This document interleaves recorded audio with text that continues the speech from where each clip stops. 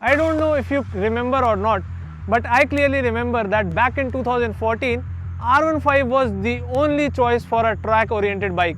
But then, this came in, the KTM RC 200. And since 2014, there have been multiple changes, but it has been the same RC 200. And now it is back in the BS6 avatar.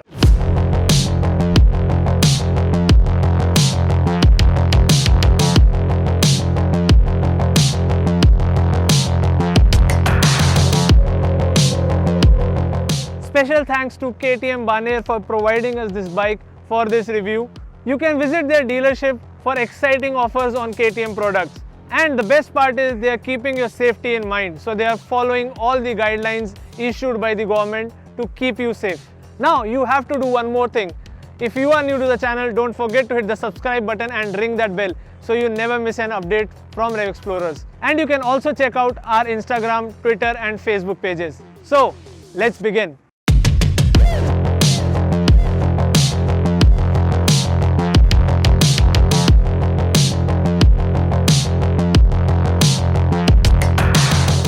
The RC200 carries all the underpinnings from its elder sibling, the RC390. That means you have these LED turn indicators on the rear view mirrors, the twin projector headlamps and the orange colored 17-inch alloy wheel, which gets a 110/70 section MRF Revs tire on it, and it is a radial tire.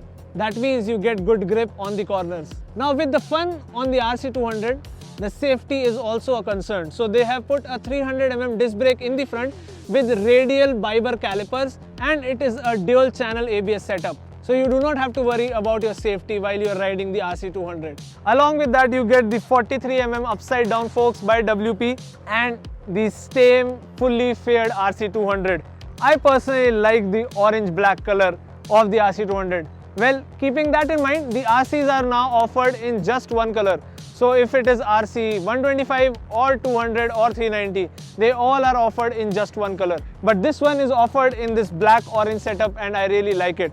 You have the same 9.5 liter fuel tank, which has a claimed fuel efficiency of 35 kmpl. So that means if you are not using the RC's full potential, you might end up getting 32 to 33 kmpl in the cities.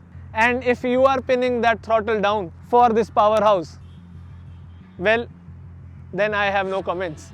Because at its heart sits a 199.5cc DOHC 4-valve liquid-cooled engine which delivers 25 PS of power at 10,000 RPM and a peak torque of 19.2 Nm at 8,000 RPM. The engine is weighted with a 6-speed gearbox, and despite of it being a track-oriented bike, you get a 178.5 mm ground clearance.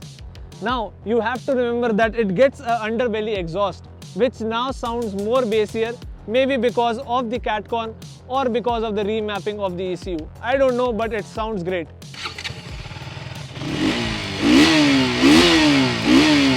To add to its black profile, you get a black powder-coated steel trellis frame, and the complete bike weighs 154 kgs. So it is just 100 grams more heavier than the RC 125. That means the power to weight ratio for the RC200 is off the charts as compared to the RC 125. And you get the same split step-up seat, this one pillion, this one rider, and the grab-on for the pillion. But I'll share my thought that I would love to be on the rider seat than the pillion seat. And if given a choice, I would like to ride this bike solo, because that is what it is meant for. Now to keep the track profile in check, you get WP monoshocks in the rear and an aluminium swing arm. And in the rear, you get the same 150/60 section MRF Revs tire, which is mounted on a 17-inch orange color alloy wheel. And here you get a 230mm disc brake, which also gets ABS assistance. So it is a dual channel ABS setup, as I already said. From the tail end itself, the RC200 looks the same. You have the same LED tail light and the LED turn indicators. Now let's quickly get on the saddle and check out the instrument cluster. Now the saddle height of the RC200 is similar to the RC125, that is 835 mm. But don't take figures into consideration because I am 5'10" and I can easily land both of my feet on the ground. So it won't be difficult for a person who is 5'6" and above to ride this bike. Now let's quickly check out the instrument cluster. Now the RC200 gets an orange backlit instrument cluster. So you have the tachometer, the digital speedometer, the gear position indicator and the engine temperature gauge, the fuel gauge. Along with that you have multiple information coming up in this center screen. So like it shows low fuel level at this time. If I put the side stand down, it will show that side stand is down. Now all the KTMs get a safety feature that if your bike is in gear, the side stand acts as a kill switch. So if it is down, the engine will cut off. Along with that you get multiple indicators. So you have the turn, engine malfunction, RPM limit, neutral and high beam indicators on the top. And on the right side you have the ABS and information indicators. And you can use this mode button to toggle between the different information systems. Now coming to the handlebar, on the right side you get the kill switch and the self start switch. And this is also a single touch self start. On the left hand side you have the pass switch, headlight controls and the turn indicator controls and the horn. And it is a single tone horn, but it is really loud. It's time for me to take this RC200 on a ride.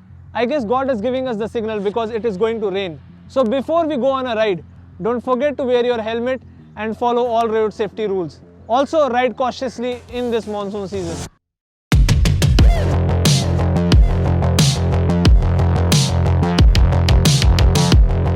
You start riding it and you feel like it is the RC390. It has that same dedicated and committed seating with rear set foot pegs and low set clip-on handlebars, giving you a very aggressive stance. So you can easily tuck yourself in, good room on the fuel tank for good grip. This bike is not comfortable, it is committed. And I feel that is what you sign up for when you buy a RC.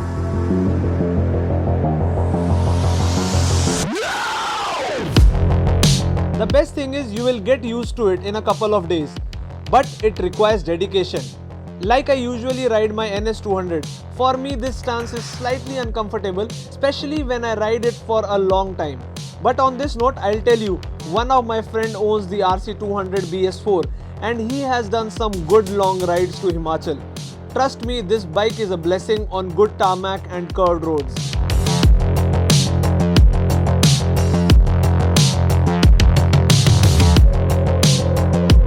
Making it so enjoyable is its 199.5cc motor, which is now BS6 compliant. So it has not really lost any power or torque, but it has become very refined, and it is good also and bad also.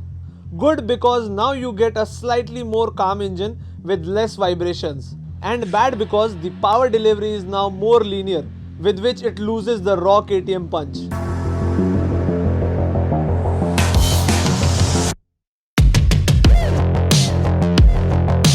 Now you don't get to see that raw push in the low end, it is now available on the top of the rev range. So it still has that power and punch, but it is just spread across the rev range. I have no complaints. I like the way this engine is now. It revs smoothly, has a linear power delivery and the passing speed is good at the higher gears. It delivers what it gets from the 200cc engine, and the fairing helps to reduce the air drag on high speeds.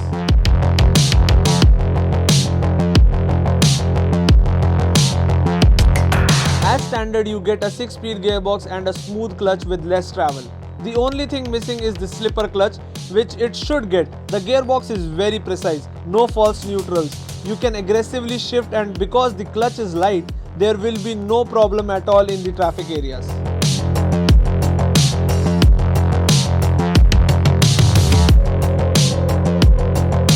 Now the RC200 gets a dual channel ABS. It is not switchable, but it helps increase the safety. The rear brakes are good, slightly low on feedback.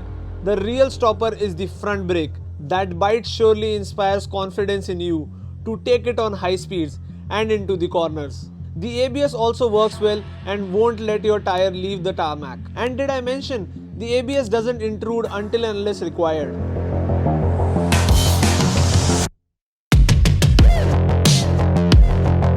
The bike gets superb handling characteristics, just like its elder sibling the RC390. It is ready to go into the corners, ready to race with just a flick. The feedback from the suspension is great.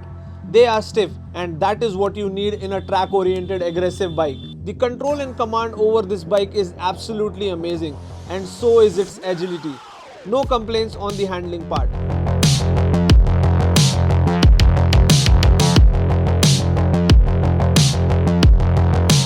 thing about KTM I like the most is that you might feel that KTM has just cosmetically changed the Duke 200 to make it the RC, but it's not, because they keep in mind the small details. The suspension characteristics is very different in both the bikes. Both the bikes behave very differently in terms of handling. It is a very premium quality bike. The fit and finish is great. I like its handling and now its refinement as well.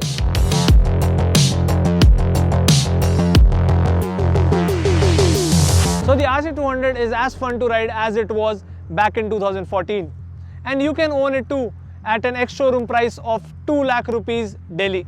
Now you might feel that it is slightly high as compared to its competition in the market, but to justify it, the RC200 is just 40,000 higher than the RC125, and it is double the fun.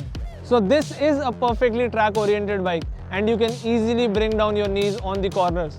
I really loved it, although I didn't get a chance to actually take it into the corners, but I would someday, I know that. With that said, it's time to end this review. I hope you did like this video. Do give it a thumbs up. If you are new to the channel, don't forget to hit the subscribe button and ring that bell so you never miss an update from Rev Explorers. Also, you can check out our social media pages on Instagram, Twitter and Facebook. And if you have any queries in mind regarding the RC200 or any other bike, you can leave it in the comment section below. We'll see you again in the next video. Till then, keep riding and be safe. Bye bye.